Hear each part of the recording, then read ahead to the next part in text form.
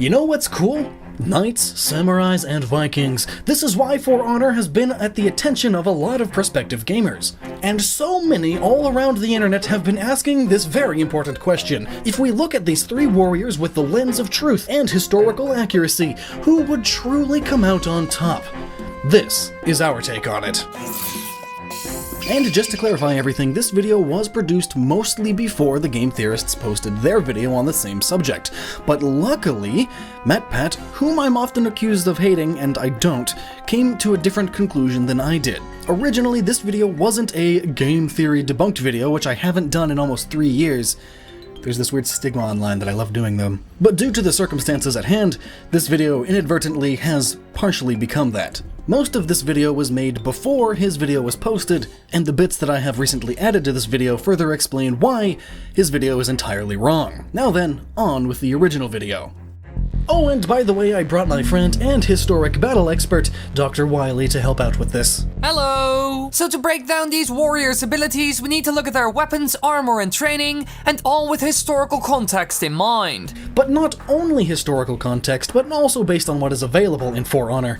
For example, samurai in the real world later on had guns, but none in For Honor seem to, unless there is some DLC at some point, but that would be broken. In the game, Ubisoft made every faction and class as balanced as they wanted to, meaning they had to take some, creative liberty with the laws of physics. Like, geez man, how do Vikings survive a stab in the chest with no armor? Meanwhile, how come the Knight's armor doesn't seem to block anything? The answer, obviously, is game balancing. Game mechanics. If one class or one faction was significantly better than the other, then everyone would play them. But looking at history now, what do we got? Historically speaking, each faction comes from a different time period. Vikings existed from the late 8th century to the early 11th, while these particular knights, judging based on their armor and weapons, are from the late 14th to early 15th century. And the samurai is your classic 11th century samurai, which was used all the way up until the 16th century, because Japan doesn't like to change much, mainly because they didn't need to.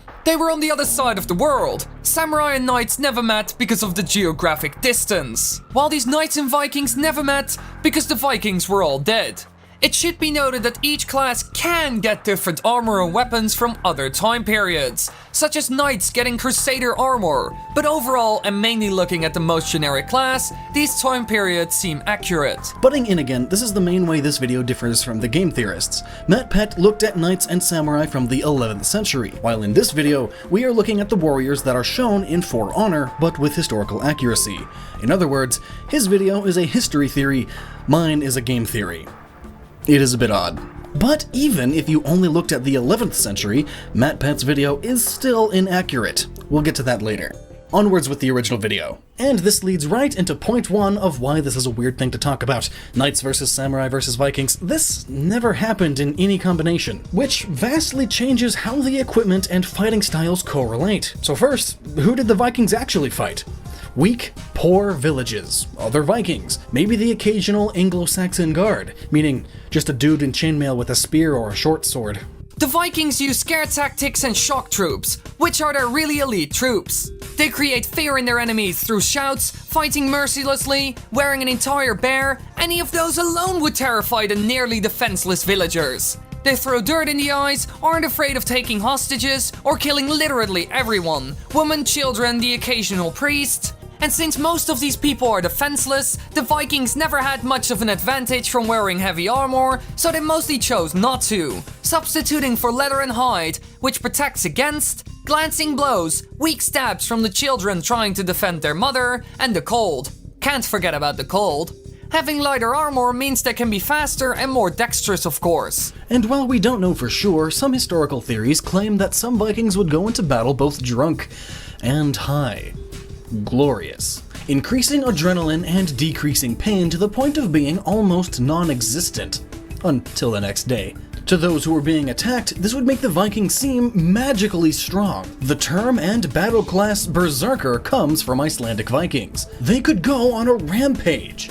You could chop their arm off and it would just make them mad. Sure, they would still die in an hour due to blood loss, but they can still kill a few more people while bleeding out. So Vikings certainly seem like a force to be reckoned with, but since they never fought against these knights or samurai, we don't know for sure how they would do. So let's move on to the knights. Knights from this time period mainly fought other knights. Each country with its own troops would do all it can to best its own armor and weaponry. It was a full-on arms race.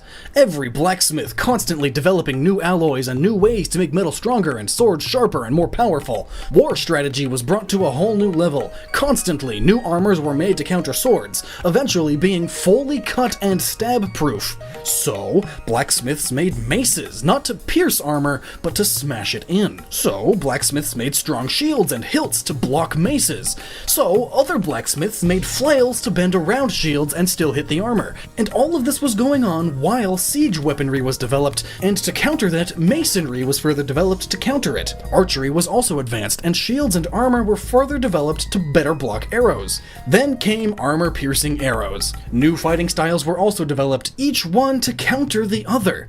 As you may have gathered, people have a knack for figuring out better ways to kill each other while saving themselves. And here's a fun fact. Knights, interestingly, did a lot of grabbing and holding an enemy down while the other soldier stabbed him. So knights were very advanced technologically speaking, but all that armor clearly has to be pretty dang heavy, right? Maybe that's enough to wear them out and lose. But we still have the samurai to look at. Who did the samurai fight? Mainly other samurais, peasants, the Chinese a few times, and the Mongolians twice. At the time, Japan was not super friendly with itself. Various city-states and villages would attack each other. So samurai were hired by townsfolk to protect their towns. Most of the time was spent in leisure, practicing stances and horse archery. Their armor was mostly made of bamboo and lacquer wood, cut into scales and fashioned into lamellar. The richer and higher-ranking samurai could even afford a few metal pieces of armor. What really makes them stand out, however, is how decorative their armor was. Very fancy stuff. And when the time came, they fought with a deep sense of honor and a Bushido code. Watching the samurai fight was like a dance-off to the death. But while excellently trained in fighting stances with a blade, samurai were especially fluent in archery as well, and always carried their bow and arrows on their horses, which were never far away. But is being honorable and pretty enough to win a war? They never fought knights or Vikings, or even many Western warriors at all, so we don't know for sure. But now that we have a brief overview of our three contenders, let's talk about why knights destroy the other two. First off, let me just say that I am a huge weeb. I love anime and Japan and sweet, sharp katana warriors, so it pains me to say that the samurai honestly are garbage tier. But why? Well, let's go over that. Blacksmiths. Japanese blacksmiths. Easily the greatest blacksmiths known to the history of the world. Such perfection, such finesse. Why were they so great? Because they managed to take absolutely garbage materials and make fairly decent swords out of them. There's this stigma about katanas in general that they are the greatest swords of all time, and in modern times, yes, very much so. Modern katanas are full on the pinnacle of swordsmithery. But why? Because in modern times, they use ore from the west instead of sand. Japan is an island nation. It's fresh. They don't have any ore deposits. So while the rest of the world got to work with pure, huge chunks of iron ore, Japan had to filter it out of the sand. And using these primitive filters, you could never get it perfect. It's still hard to filter out the iron from sand. Iron sand is mainly oxidized iron, but it is also full of titanium, silica, manganese, calcium, and vanadium, all of which are not very good for swords. It makes them weak and brittle. Sure, ancient katanas are definitely sharp enough to sever flesh, but have fun fighting anyone with metal armor, or even just hitting another metal sword. Even folding 1,000 times doesn't get rid of the impurities, it just moves them around. And Japan couldn't buy much ore either. China was their closest neighbor, and they were like, no, we have millions of people! They all need swords too! And then they made them all spears because it uses less metal. This is why only the richest samurai had metal armor bits at all. It was very expensive in that part of the world. So here we have very honorable warriors fighting with brittle swords and wooden armor. They also happen to be best known for seppuku, which might come in handy here. Granted, saying their armor is made of wood makes it sound weaker than it actually was. It was hardened wood and bamboo. The great thing about bamboo armor is that its shape makes it difficult to get one clean cut horizontally, limiting slashes to vertical. And even if it does get a cut, you have to soak it overnight, and the cut sort of heals itself. Also, strong silk cloth was often worn underneath, protecting against lighter stabs. But no amount of silk and bamboo can compare to full plate armor. A heavy sword or heavy axe can still cut through samurai armor with a good blow or two, but that's not happening to the knights. Katanas are light swords all about slashing and slicing power, exactly what knight armor is impenetrable to. But how about the Vikings versus Knights then? Boy, do I like fighting big mans with full plate armor whilst I am wearing the leather and having my chest exposed. At least I have this dull 9th century iron axe to fight their 14th century steel armor. Oh, I'm going to need more mead.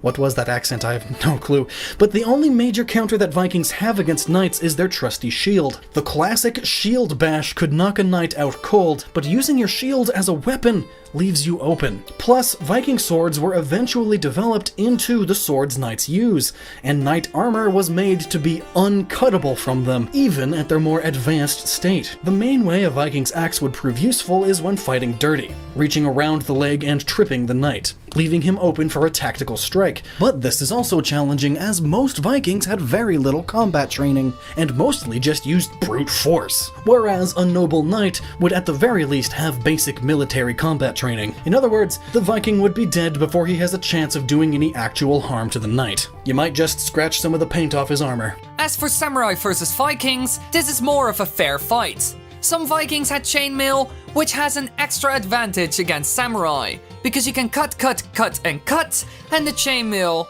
doesn't care. Chainmail does happen to be weak to stabbing though, but guess what katanas have a problem with doing? You guessed it, stabbing. Samurai arrows would be a completely different story though. But again, only some Vikings had chainmail, most wore leather, which provides zero katana protection. As for weapons, the Vikings' iron axes and swords would be duller than the katanas, but heavier and less prone to breaking. If the katana were to strike the sword, bye-bye katana. But if the samurai gets a stab or slash in first with his more advanced training, bye-bye Viking. It's all or nothing for the samurai. Thankfully, Vikings did use shields unlike the samurai, but again, katana sweeps to the legs, no more legs for Viking. So in most instances, the samurai beats the Viking, but in the rare case that the Viking has chainmail, the samurai would have a challenge, but still has a chance to come out on top. Now, some would argue that the much higher training of the samurai would be enough to take out a knight. Knights do have holes in their armor, like this one. To be honest, knights did have very exposed behinds, their butts, thighs, and back of the knee, because otherwise, those poor horses. Poor you, sitting on metal. But the samurai and everyone else has those holes too, except for the Vikings. They didn't have those holes at all because their entire armor was a hole. But what if we're talking top-tier samurais? The rare, super-trained, master shogun-level samurais, ones that in the spur of the moment can pinpoint the exact weak points of an enemy's armor that the enemy is aware of and so they're defending more. But the samurai still knows exactly the weak points and perfectly stabs through it without hitting any armor that would damage and possibly destroy their sword. And they do this while running at a fast pace and in a single strike run to the side and elegantly sheath their sword as the knight falls slowly to his demise. Yeah, no. It works in anime because anime is not real. Katanas are not built for stabbing, so stabbing in a tiny hole won't even do much, and that's if they can even get those tiny holes. It really all comes down to technology and experience. Samurai are used to and designed for fighting other samurai and peasants with spears. Their armor and training revolves around deflecting other katanas and parrying spears away, but when up against a knight, it's like a fencer fighting a dude with a broadsword, with better armor, that happens to be swordproof. Speaking of swordproof, yeah, as mentioned before, full plate armor can't be cut by traditional means, but it can be bashed in. Hence, the knights fighting knights using maces, flails, and warhammers. Some knights would even grab their swords by the sharp part and use the hilt to strike. Those weapons and techniques are the only effective things to fight against fully plated knights. Samurai do not have many of these, because they never fought Western knights, only the occasional metal-plated Chinese warrior. I mean, honestly, terracotta warriors have a better chance against the knight, and they are made of clay. They don't even move. One of the few weapons samurais use that would give them a chance against the knights is the Kanobu, an anti-armor war club used to bash in armor. So if every samurai carried this with him, which they didn't, they could smack the knight into the next realm. That is, if they don't miss their first strike. Even the most skilled samurai would be left wide open from a miss with this extremely heavy weapon.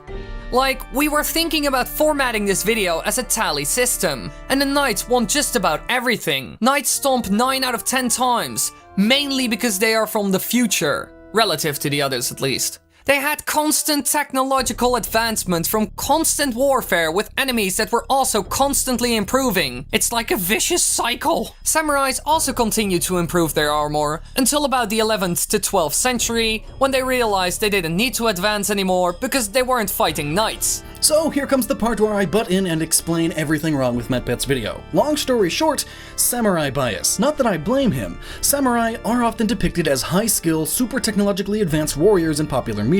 You know, the whole anime situation I brought up earlier. There's this stigma in the real world about Japan just being the pinnacle of everything, the pinnacle of technology for forever. But the problem is, that's not historically accurate, as I've already explained about the katana.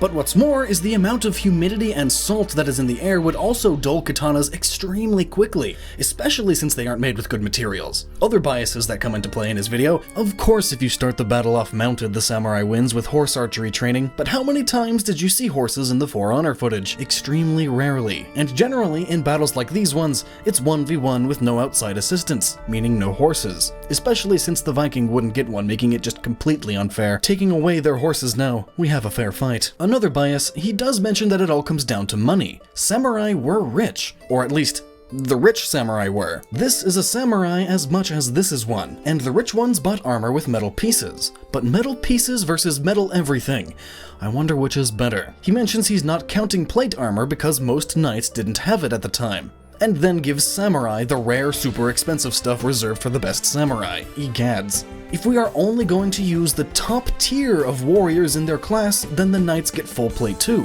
Full plate existed in the 11th century, it just wasn't common. It was reserved for the best knights, generals, and kings. Also, knights have shields. And if we are talking specifically about 11th century knights, or connects, like MatPet wants to, I'm here to introduce the kite shield. The dominant shield of the 11th century, huge and completely arrow-proof, and it could easily damage a katana if a katana were to strike it. And sure, like MatPet wants to, we can go ahead and not count the plate armor that knights did actually have in the 11th century too, giving them only chainmail which protects them from swords but not arrows, and since samurai are amazing at archery, yeah, samurai wins. Until you consider that knights, or connects, didn't wear exclusively chainmail.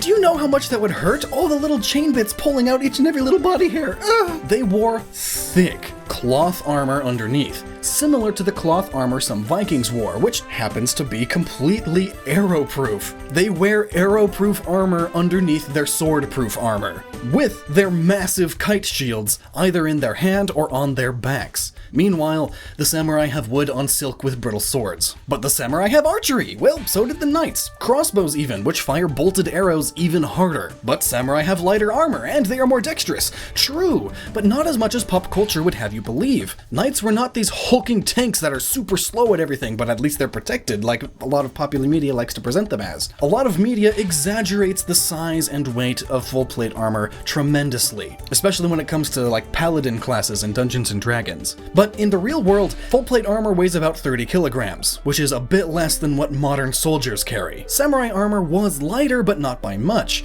being 20 to 25 kilograms. But samurai armor mainly sat on the shoulders and also didn't cover everything. A lot of weight all in one place, while knight armor was designed to be more spread out, covering everything between the fingers, the bottoms of the toes, etc. Plus, metal beats wood in terms of strength, so sacrificing a tiny bit of mobility for a significantly large boost in defense is always good. Anyone who looks at it without a Japanese bias can see the truth. Japan bias is real in pop culture. Even Deadliest Warrior, the TV show that is basically Death Battle but with actual warriors, did an episode of samurai versus knights. But the bias was so clear, it was maddening. First off, they're using a modern katana, not the crummy, historically accurate ones. See that katana bend? A classic katana would snap from that immediately. Modern ones don't because they're made of Western ore with modern techniques. Also, look at this. Them trying to pass a longsword as being unable to cut leather. Meanwhile, the katana cuts through it and a chunk of arm. Egads. There are tons of videos and forums all over the internet debunking this episode, because not only of the points I made, but also that the knight armor they're using is prop armor. It's made of tin to be lighter for actors. It's not the real thing. But why would they do this? Japan bias. If they said that knights beat samurai, they would receive so much hate from angry weebs. Bad PR everywhere. Just look at Death Battle now. Superman versus Goku. Anyone with any knowledge on both series knows that Superman wins because mathematically, he is several times better in literally every single category besides interesting character. But angry weebs can't handle the truth. Glorious Nippon shall never be slandered. Everything is perfect there. I see that this is a problem many theorists fall into. Myself included, I'm sure, though it's always harder to notice your own biases. But that's a video for another time. Butting in for a third time now. This is the third remake of this video.